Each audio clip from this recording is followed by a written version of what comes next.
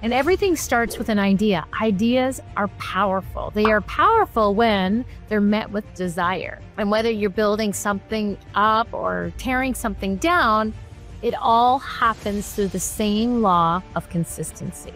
What we are thinking in our mind, what our habits are that we're doing repetitively, we're either building ourselves up for success, momentum, fulfillment, or we're tearing ourselves down for destruction, defeat, disorder. And that really comes down to a soul, what your soul is holding and the beliefs that you hold about yourself, whether you can or you can't. And I say this to my clients all the time, all over the world. If you believe you can or you believe you can't, you're absolutely right.